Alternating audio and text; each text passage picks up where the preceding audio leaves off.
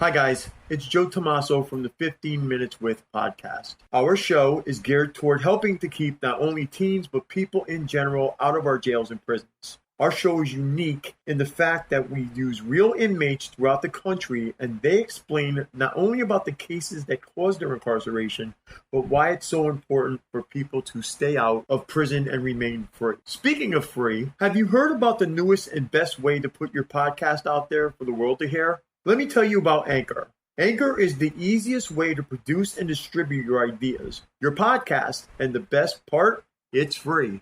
There's even a creation tool that allows you to record and edit your podcast right from your phone or your computer. Anchor will even distribute your podcast for you so people can hear it on Spotify, Apple Podcasts, and many other listening platforms. You can even make money from your podcast, and there are no minimal amount of listeners required. Anchor is everything you need to make a podcast in one place. So what are you waiting for? Download the free Anchor app or go to anchor.fm and get started.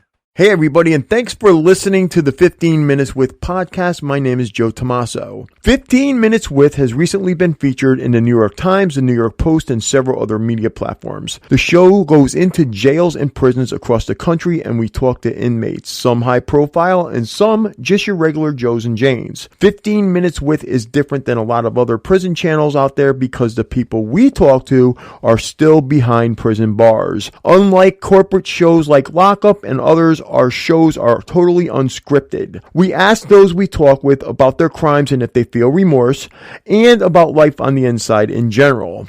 If you like this show, please click the like and subscribe buttons. If you want to get notified when we drop new content, hit the notification button as well. If you'd like to help me keep this show going and would like to help me see it get better, please donate to paypal.me/Joe Tommaso. Again, that's paypal.me/JoeTomaso. If you have any comments or suggestions or would like to see us interview someone in particular, you can email us at insidetherazorwire@gmail.com. Again, that email is insidetherazorwire@gmail.com, or snail mail me at P.O. Box 162, West Haven, Connecticut 06516. Again, that snail mail address is P.O. Box 162, West Haven, Connecticut 06516. This is my first on-air interview with Roderick Lee. Roderick Lee is an inmate currently housed at SCI Green, or State Correctional Institution Green, in Waynesburg, Pennsylvania. SCI Green is a maximum security facility with 11 housing units and is home to 1,725 offenders as of this date. Roderick Lee entered the Pennsylvania Corrections Department in 1985 at age 25 and is currently serving a sentence that maxes out at 50 years.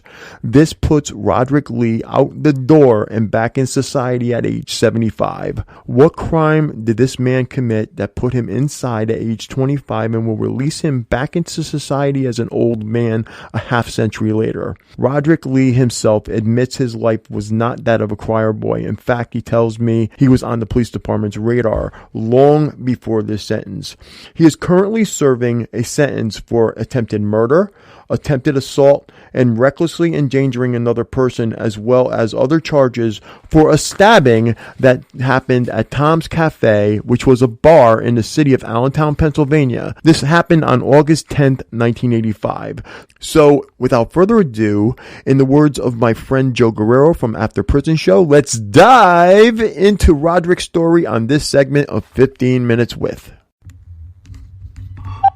Hello. This is a prepaid collect call from an inmate at SCI Green. This is a call from Pennsylvania State Correctional Institution, Green. This call is subject to recording and monitoring. To accept charges, press 1. To refuse charges, press 2. If you would like to permanently if you have any concern that the person you are speaking with is in mental health crisis or suicidal, please call the State Correctional Institution immediately. Thank you for using Securus. You may start the conversation now. Hey, Roderick? Yo, what's going on, Joe? Hey, Roderick. So I'm going to go right into this really quick so we can get this going. So I'm going to have you tell everybody your name and where you're at. All right. My name is Roderick Lee. I'm at SCI Green County. Okay. Green. Okay, so that is the Pennsylvania Department of Corrections. And why are you incarcerated? What did you do? Well, my original charge was aggravated assault with a deadly weapon. You know, I was out on the street and I went in a bar with my sister and had a couple of drinks, and somebody put their hands on my sister, and I defended her. You know. Okay, now you got out. You had gotten out during your time out on bond prior to getting sentenced, correct? Yeah. Okay, and what was the original sentence you had when you were sentenced? It was a 5 to 10. Okay, and now that sentence, you've had other charges come on since you've been in jail. We're not going to go into those charges right now. But what is your total effective sentence now? My sentence now is 23 to 50 years. Okay, so 23 to 50 years you're looking at serving in the Pennsylvania Department of Corrections. So, tell the listeners what it's like on the inside of SCI Green or the Department of Corrections right now. What is it like on a daily basis in there? Well, on a daily basis, truthfully, it's hell. I mean, because it seems like it's every man for theyself. You know what I mean? And if you don't got people out on the outside that's helping you out, it's really hard to survive in here, you know? Okay, and I know I've spoke to another inmate from your facility, Stephen Hayes, and he's told us that it's pretty dangerous in there. Is that true? I mean, do you have any problems? Yeah, well, you got people always trying to get over on you, right? For one thing, right? And it all depends how you carry yourself, but you always lock down because somebody's always knocking somebody upside the head with some D batteries, or it's something's always happening. Inmates jumping on guards, and so it's always something happening to keep you locked down. Like I say, in a week time, we might get locked down 3-4 times. Week time, you know what I mean? Because it's always. This is a call going on, Pennsylvania State Correctional Institution. Green. This call is subject to recording and monitoring. So if you yourself had seen yourself before everything happened with your sister, or if you had seen somebody that was heading down, the criminal path, and it was before you were, incarcerated, what would you tell them as far as, would you tell them, go ahead and keep going their way? Or would you tell them, not to go that way? What would you say to them? Well, the first thing I would do is try to sit down and talk to them and let them know that this jail is no joke. And if they keep going down the road that they going down, that they would not like it. Because there's no telling what can happen while you're in jail. There's no telling. And I would let them know that, they either get their act together, get new friends. Friends that's trying to do the right thing out there. Instead of friends that's out there running the streets and running in bars and doing all the wild stuff. You got to have people out on the street that care for you to keep you on track. Because there's a lot of young, I call them young fools in jail. Because they don't care if they get out of jail when they getting out. A lot of them come to jail with 5 to 10s and they max out the whole 10 years, and they trying to keep other people in jail with them. So you got to be careful. I would let them know that jail is not the place. So if you had somebody that was coming into jail for their first time... Pennsylvania State Correctional Institution. Green. This call is subject to recording and monitoring. If you had somebody that was coming into jail for their first time, what would your advice be to them? How would they survive? I've had people tell me, don't gamble, don't get involved with drugs, stuff like that. So what would you tell them? I would tell them to go to school, try to get all the education they can get because it's free in here. You know what I mean? Stay away from the gambling. Stay away from the drugs. I mean, just do your best. You know what I mean? Like, in order to stay away from all that I said, you got to stay away from certain individuals. I mean, if you know that somebody's up here doing drugs or a drug dealer, you got to stay away from them. You know what I mean? Because if you don't, you get pulled into a trap. And, I mean, once you're in the trap, you in it. You know what I mean? There's no way of getting out of it. Well, the other thing I was going to say, too, is when you get into, gambling or whatever, I know that a lot of people wind up going to segregation. I don't know how Pennsylvania is, but here in Connecticut, they will wind up making it so they wind up in segregation because they think that's going to erase their debt and get them out. Is it the same way in Pennsylvania, or? Nah. You know what I mean? If you take a lockup, when you come back out, them people that you owe is still going to be here. You know what I mean?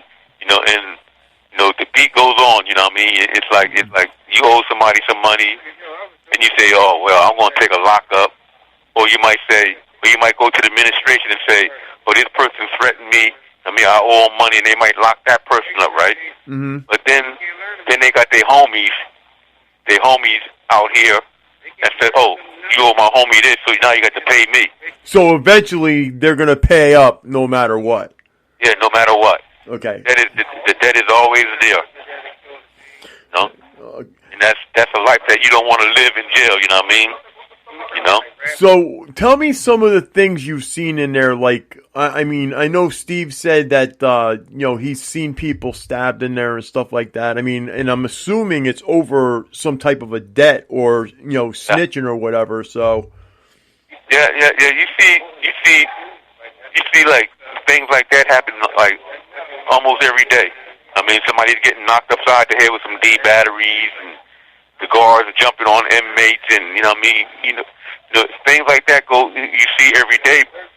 But me myself, I just try to stay away from it. You know what I mean? My whole thing is I'm trying to go home after being locked up. I do want to touch on one thing with you right now. Regarding, you said you're looking at upwards of 50 years, but you've been incarcerated since what year? Well, I fell in 85. So you've been inside since 85. It's 2019 right now, and you just went to the parole board, correct? Nah. I saw the parole board. This is my 7th time seeing them. Okay, so 7 times you've been to the parole board, and 7 times they've told you come back and see us again. Yeah. Yep. Okay, and that's just the way it is. So, a lot of people may think that they're going to just go in, do their time, and that first time they're going in front of the parole board, as long as they keep it on the straight and narrow, they're going, but that's not the case. Nah, it ain't the case. I mean, you got to do, like with me. Mm-hmm. First time I went and see them, they gave me a hit because I was making African face masks out of soap. I mean, I make things out of soap. They gave me a year hit, and unfortunately, in that year hit, something bad happened where, somebody said I did something. Mm-hmm. Well, here. Let me go and explain this to them, to the listeners too. You were making things out of soap. So basically what people don't understand is, a bar of soap that you buy or you get, okay, from the prison system, that in itself is not contraband. But as soon as you change that into something else, it becomes contraband. Yeah. So, you made something nice out of a bar of soap, and now all of a sudden you're in trouble for it. Yeah. Trying to occupy your time. Yep. Okay, so, I mean, I know that there's other people that, do alterations on their clothing. There's, obviously, people know that when people go to prison, sometimes people will get prison tattoos and stuff. That's an obvious, breaking of the rules. But, you would think making something out of a bar of soap, How petty can that get? Hey, that's how it is. And if I knew at the time that I would get in trouble for it, I wouldn't have did it. I mean, but I was that greater for it, and that was like what you call my hustle. I mean, I had to make African face masks. I mean, out of live soap, and and I wasn't even making it for myself. I was making it for my teacher because at the time I was going to school. Mm-hmm. I mean, and I just happened to go out. Just came in one day and shook down my cell. Mm. Saw the soap, saw the African face mask, and said it was contraband. So you were trying to do something nice, and it wasn't even, you were, I mean, I know you said this was your hustle, but you were trying to do something nice for somebody, and you got hit with a contraband charge. Yeah. Yep. Parole board gave me a year hit. And then that, in turn, that hit wound up costing you your parole that year. Yeah. Yep. Unbelievable. And every time I see the parole board, they always say the same thing. I'm a threat. I'm a threat to the society. You know what I mean? I'm a high risk, and I'm saying, how can I be a high risk if I haven't been out there? Well, the other thing I want to bring to you, I mean, you're not somebody that gets into trouble all the time on the inside. You're not constantly locked up in segregation, and if you do go to segregation, you just said yourself, it's for making masks out of soap, so, I mean, it's not like you're getting into, fights or you're a disciplinary issue. Nah, I hadn't had a write-up in 7 years. So you haven't had a write-up in 7 years. Now, you just went to the parole board recently, correct? Yeah, like 2 weeks ago. Okay, and did they tell you a result right then, or did they tell you to come back again? No, they told me that I got to wait 4 to 6 weeks for my green sheet. Okay, now can you explain to them what to the listeners what the green sheet is, what that is exactly? That's the decision of the parole board. So basically, you have 4 to 6 weeks after your hearing, and then you're going to get a piece of paper. And is there a way, if the parole board comes back and says, hey, you know what, come see us again in a year, is there a way to an appeal for that, or you just have to wait that year? No, you got to wait that year, you know what I mean? The last time I saw them, they gave me a 5-year hit, but then I was allowed to ask for a reconsideration. And they gave me one a year later. And they told me if I finish my programs and don't get no more misconducts, I mean, that I have a good chance of going. I mean, but I was at another jail when that happened, you know what I mean? But now I'm at Green, so it's like starting all over again, you know what I mean? So how long have you been at Green exactly? I got here February the 13th. This year. Of this past year? Yeah, this year right here. Okay, so you're right. It is. It's like starting off brand new because they don't know you, and each parole board is separate to each institution, correct? Yeah. I mean, that's the first thing they say. Well, we don't know you, so you we want to get to know left. you. I mean, so, that's why I say 9 times out of 10, they're going to give me another year hit because they don't know me. Roderick, this is going to end our phone call for tonight, but we're going to be talking again, that's for sure. So what would you like to leave people with, if you wanted to say something to them before you leave? What would you like to tell them? Please get your education and stay away from the bad guys. Because jail ain't no place to be for no one. Thank you, Roderick. I really appreciate it. All right. Nice talking to you. Yep, thanks. Thank you for listening to 15 Minutes With. I hope you've enjoyed this edition. If you have enjoyed this edition of 15 Minutes With, please hit the like and the subscribe button. You can also help me keep this show going and watch it get better by donating to paypal.me/Joe Tomaso.